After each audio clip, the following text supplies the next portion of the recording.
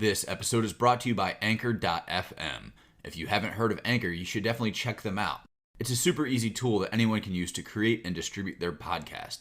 It has everything you need, and you can do it all from your computer or even your phone. Need your podcast cover art? There's a tool. Music and sound effects? They have you covered. Want to record on the fly? It's easy with the app. Now you may be saying to yourself, I already have a podcast. No worries, just create your account, upload, and publish to Spotify, Apple Podcasts, and many more. Looking for some walking around money? Anchor connects you with advertisers who match your brand. It's a one-stop shop for all of your podcasting needs. Download the free Anchor app or go to anchor.fm to get started. Hello and welcome to BizQuick. I'm Julie. And I'm Corey. And today we have Bryan McFarland of 3x5 Life on the show with us. That's right. You're listening to BizQuick. This is where Julie and Corey provide quick and useful information to small business owners. BizQuick is the podcast where small business owners get to showcase their businesses and receive expert advice and guidance in areas many entrepreneurs struggle with. And you, the listener, get solutions, tips, and tricks on real-world topics that many small business owners face. Julie and Corey are the experts small businesses hire when they need solutions. And the BizQuick podcast is just one way they deliver those solutions. Let's start the show. Welcome, Bryan. Great to be here with you, Julie and Corey. Thank you for having me on. Yeah, no problem, man. We're happy to have you on here.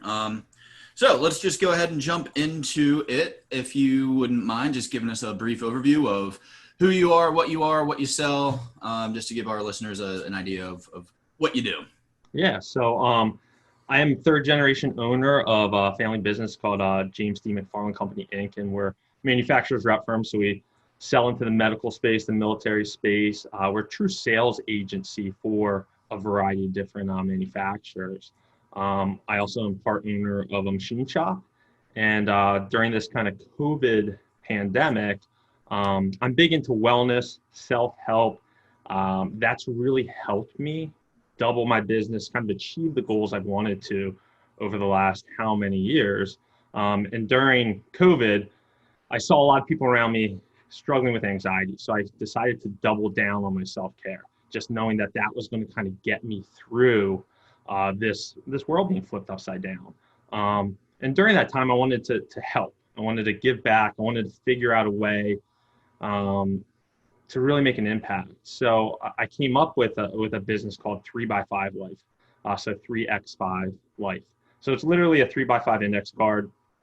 On the front of it is AM gratitude and PM wins to really set your foundation for the day. You're filling out a few things you're grateful for in the morning, write down a few things through a few of your wins for the day and the evening. And on the back side is your task list.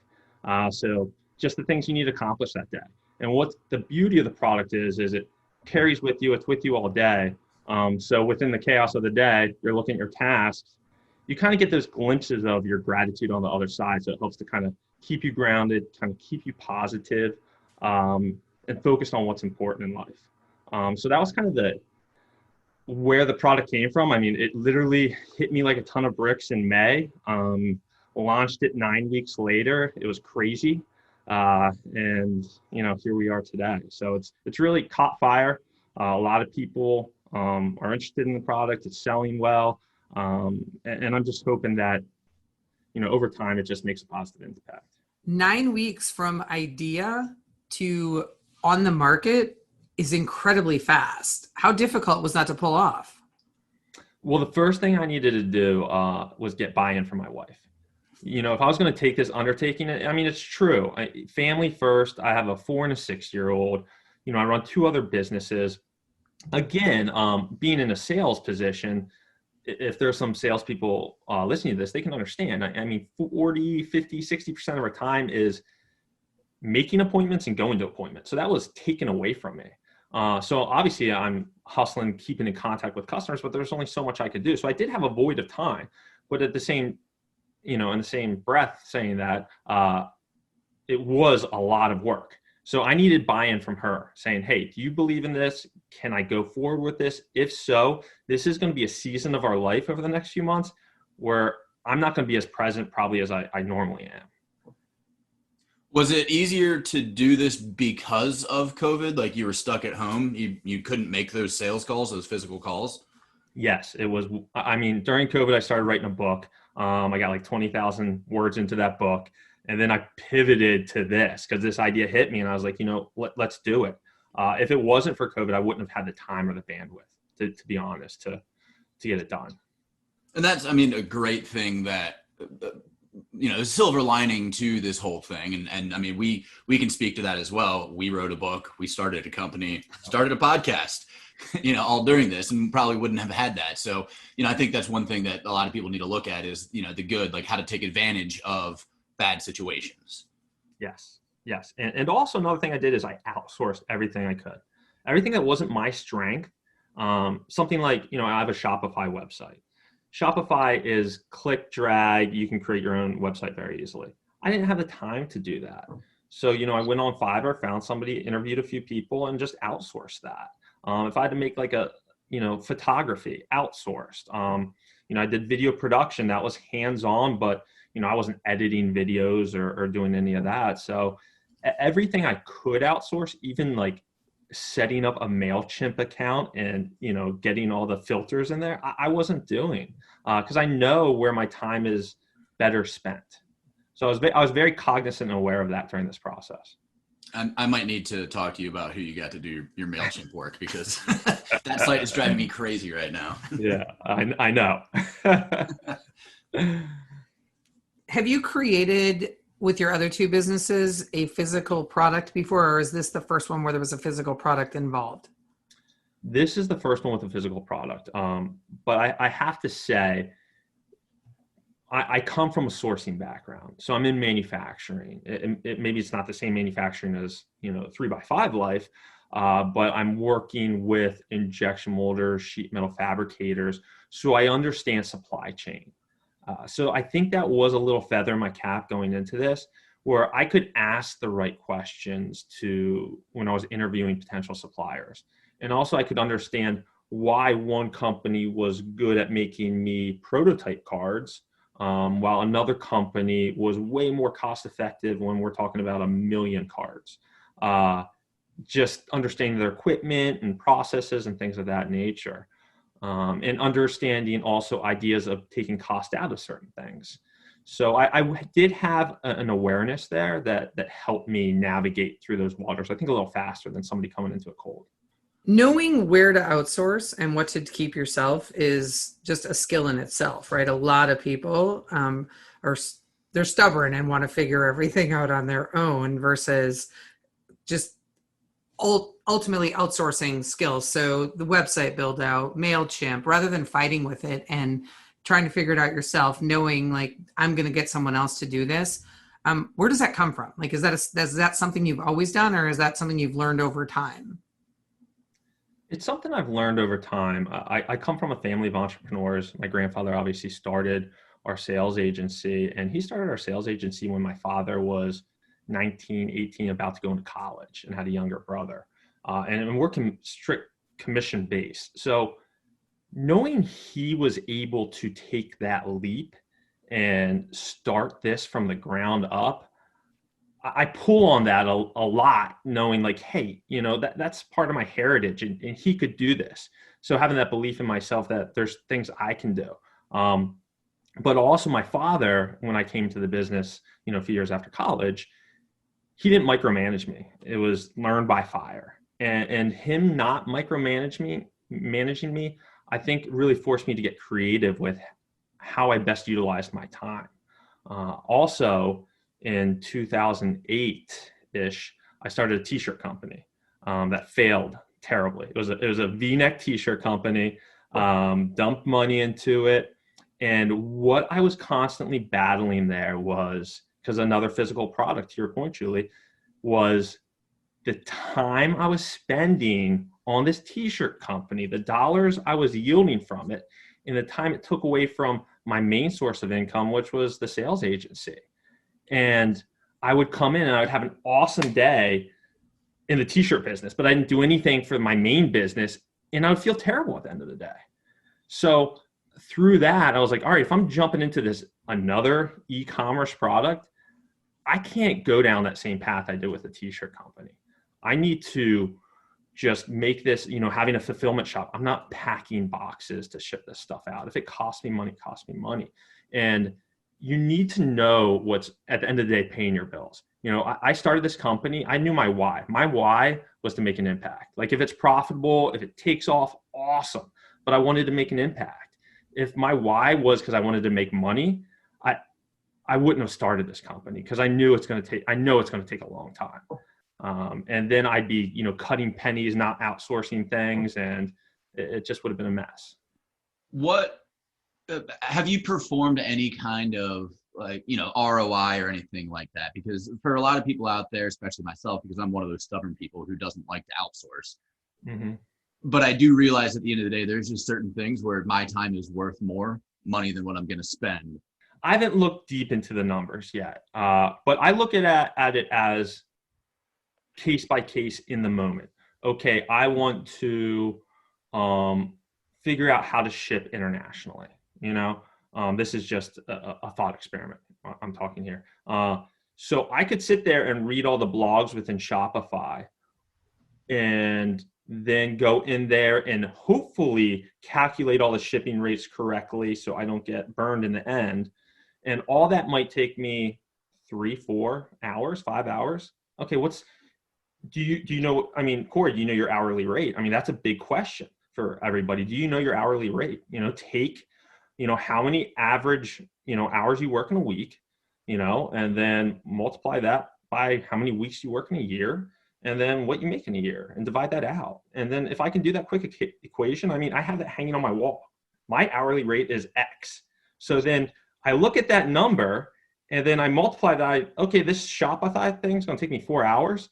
I could hire somebody for $50 to do that, So it's really being clear about that. But then those next 4 hours, I better not be on like YouTube watching videos, I have to be productive.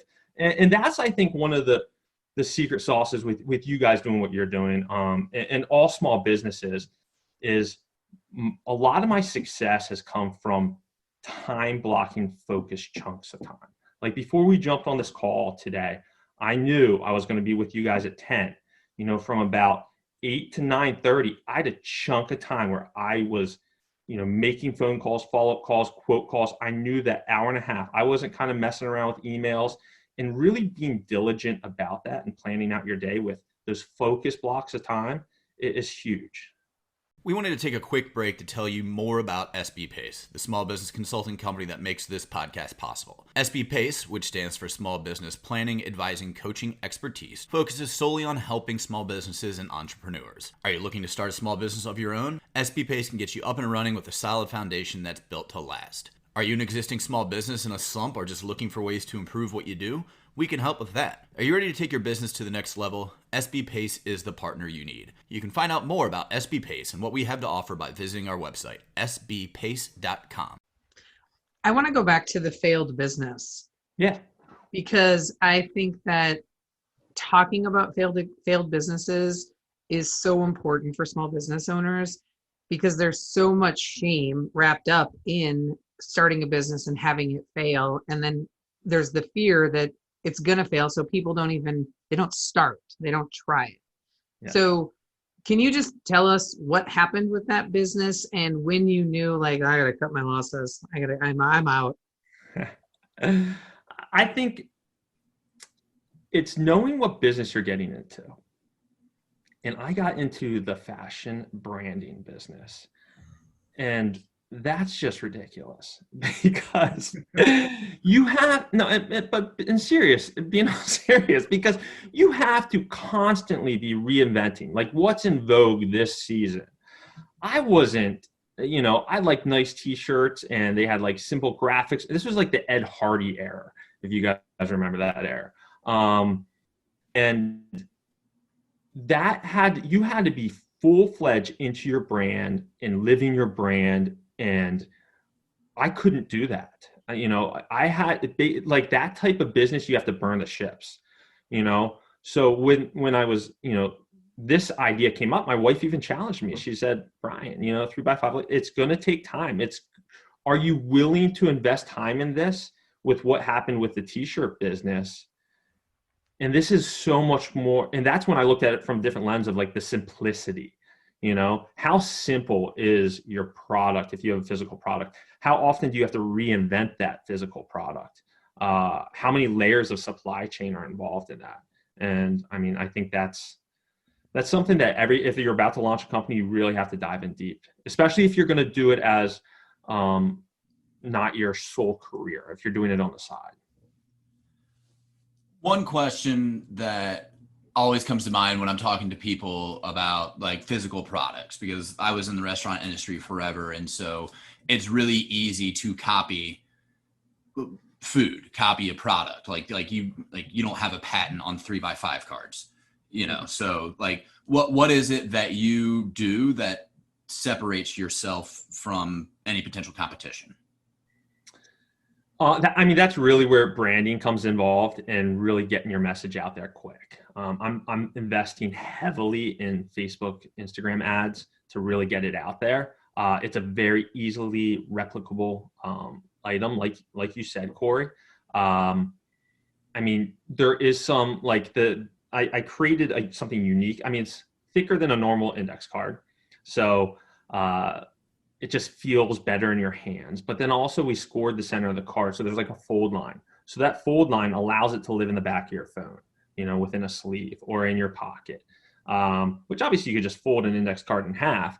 But I think people like clean things.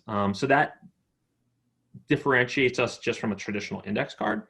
But yeah, somebody else can come in here. I don't own this space, and I think people will enter this space, to tell you the truth. But I'm trying to just get the message out there. It's kind of first to market. Hopefully the brand holds up, but it's out of my hands. And a lot of people have asked me that question, and I can't worry about the what if or when it's inevitable to happen. I have to just focus on my controllables. Have you thought about selling yourself as the brand? So the 3x5 cards are just, an extra part of what somebody gets out of being, a Bryan McFarland customer or client. So they're coming to you for advice, for wellness, for, whatever it is. And on the side, they're also purchasing some 3x5 cards from you. Yeah. So when I first started the Instagram page, it was very product focused, and I'm slowly transitioning, Corey, to having my customer learn more about me. What makes me tick? What has allowed me to be successful? And I think that message, because I just look at brands that I enjoy, smaller brands. I want to know about the owner. I want to know about the founder, and it really intrigues me. So I have shifted instead of being more solely product focused with the way I do my messaging to kind of Bryan with product focus. You've got 3 businesses, a wife, 2 small children. Mm-hmm. Do you have a dog? No dog. No dog. How do you do the wellness? How do you balance wellness with all that you have going on? That's a fantastic question. I don't watch any TV. Literally, I probably watch an hour of TV on Saturday or Friday night. I'm very strict, sometimes to a fault, I will admit, Julie, with my AM and PM bookends. I get to bed early. Sleep is such an underrated superpower. Everybody knows there's some saying where, about depression, where, if you get a good night of sleep, your feeling of hope is so much stronger in the morning. So I'm very, very cognizant of my sleep habits and putting my phone away. So one thing I do, I have this little acronym, it's called ALPP, ALPP. So alter ego. So when I'm pulling in the driveway, alter ego turning into dad, I literally have a silicone gold ring I put on that represents my kids. So I don't have it on unless I'm home. So I notice it and I feel it. So it reminds me of all right, you're dad. So I go into my alter ego. Then it's L for love, where I go in and I make sure I give each family member a hug. Then it's play. I got to play with the kids, and phone away. So I put my phone away at 6 o'clock. and it's there on a good night. It doesn't always happen until the next morning. So I can be present with the family. And what that also does is it helps me go to bed because I'm not staring at my screen late at night. And then in the mornings, I'm up early. I'm up at 5 a.m. I'm getting my workout in. I'm getting my meditation in. I'm doing my journaling. I'm doing all those things before the family's up to really ground myself, to set myself up for the most success for the day. And I'm very strict about that because it's worked. If it wasn't working, then I wouldn't believe in it so strongly. And I'm reaping the rewards of having that dialed in routine. What's one piece of advice that you would give to small business owners for just a small change they could make that could start to help them pivot towards better health? Consistency, like the power of consistency. So there's this algorithm. So like time, which is right now. All right. So you have energy times focus times WIN is what's important now. So E times F times WIN to the power of C. So if your energy is at 100, your focus is at 100. If your what's important now, like you're at 100, you're doing what you should be doing right now. And then your power of C, which is consistency, is at 100. That literally equals infinity. So you have infinite potential. Now, if you're at 100 and all those things, but your consistency is 1, like you're just crushing, calls once a month or whatever it is for your business, then that equation comes out to 1, not infinite. So like the X factor with wellness, with success in business is consistency. So meditating twice a month isn't going to help you. Going on a 4-day, meditating 4 days in a row isn't going to help you. It's the consistency in all your habits that over time compound to your success. It feels like nothing. Like, I could not meditate this morning. It's not going to impact me. But if I do it and I continue to do it, then we're going to reap the rewards. So that comes down to diet. It comes down to exercise. It comes down to having those focus blocks of time and actually following through with those focus blocks of time. Yeah, and I totally agree with that consistency because anybody who works out regularly, like if you go every day, go to the gym every day, that one day you miss, you feel off. You know? So it's definitely important to be consistent. You just launched the 3x5 Life and you have 2 other businesses. What's the one thing that you did that you could advise other people who might be launching a business or interested in launching one? What's one thing you did really well? So when I decided to go all in on this, because it was like probably a 3-4 day kind of curing process of I'm figuring it out. I sat down with a piece of paper and I wrote down my whys. Why am I starting this business? And I got really clear about why I was starting that business. Because I knew, it was going to get bad. There was going to be stressful nights. There was going to be like, I just dumped $5,000 to a video production company, and that's scary. So I constantly and I didn't realize it was going to be this impactful. I go back to that piece of paper once a week to just recommit myself to why this all started in the beginning. Because you can get lost in that so easily, where you're in the midst of it and you get frustrated and you get down and you have all this self-doubt. I mean, self-talk is, as you guys know, it's everything. If you go down that spiral of negative self-talk, it can take you to some bad places. So I've referred back to that sheet often just to ground myself and be like, okay, this is the reason I'm going through all this now. It's a season. It's going to end, and let's just plug forward. So that was something that I wasn't expecting to be as impactful as it was, but it really was. I'm curious, do you have core values written for all 3 of your businesses, and are they different if you do? I don't. I will tell you one thing. I'm very big on culture.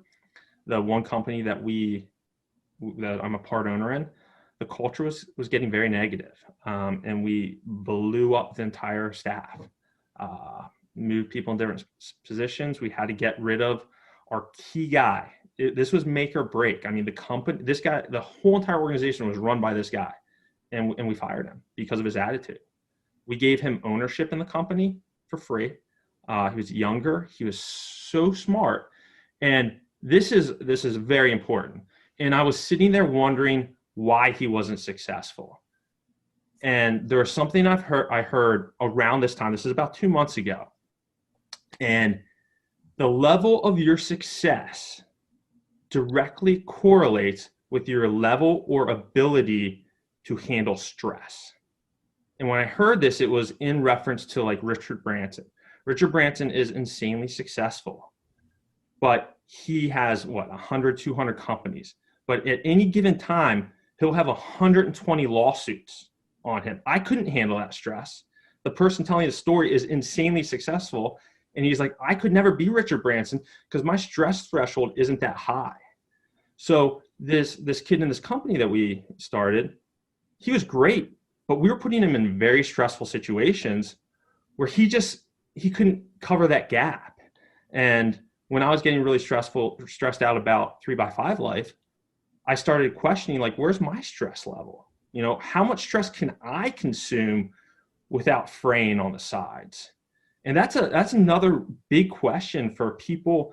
I have a really good friend that wants to start basically a high-end convenience store, like, you know, your Wawas, your Sheetz that you see at least on the East Coast. And he wants that, but kind of a higher end version of that. But he's had kind of like a cushy sales job for the last 10 years. And I asked him that question. I'm like, where's your stress threshold? Do you know it? Because you have a young family and things could cripple around you if you aren't aware of what you're walking into. And I'm curious how many people even realize how they display stress when they are overly stressed, right? I know when things start to come out of my mouth sideways and I've just got a fiery attitude, it's generally stress, right? But I wonder how many people even realize what their tells are that they are stressed. It's a great question. I mean, yeah. And you have, if you're going into small business, you have to be aware of that and take an honest look at yourself. Well, we're going to have to wrap this up here. We're kind of running out of time, but I wanted to give you a moment to let everybody know how they can learn more about you, reach you, et cetera, et cetera. You know, just tell us where we can find you. Yeah. So the website for 3x5 Life is just 3x5life.com. Instagram is 3x5_life. So, I mean, you can reach out to me through the website. Reach out to me, DM me through Instagram, probably the best way. And I'd love to connect with people and hear their stories. Great. And all of that will, of course, be in the show notes. So you can find that there if you didn't get a chance to write it down. Thanks so much for joining us today. This was great. It was a really good conversation. And I'm sure that all of our listeners have enjoyed it as well. And you can connect with Julie and myself through social media on LinkedIn, Twitter, Instagram, or Facebook. All of that is on our website and probably in the show notes as well. You can reach us through our website, sbpace.com or bizquickpodcast.com. Make sure that you subscribe to our podcast. You can find us on all of the major platforms and like and review us. We love feedback. And you can also reach out to us about any topics that you might want to hear. If you want to be a guest, just reach out to us. It's all there on the sbpace.com or bizquickpodcast.com. And lastly, we do have a book out, Seriously Now What? A Small Business Guide to Disaster Preparedness. You can find that on Amazon. You can click through our website or just go directly to Amazon to purchase that book. Thanks again. I'm Julie. And I'm Corey. And this is BizQuick, helping small businesses across America.